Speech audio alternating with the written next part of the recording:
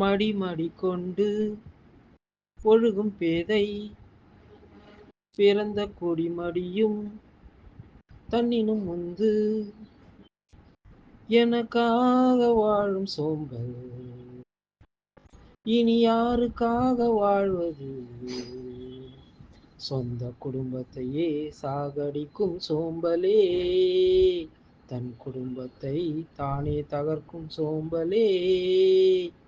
மடி கொண்டு ஒழுகும் பேதை பிறந்த கொடி மடியும் தன்னினும் முந்து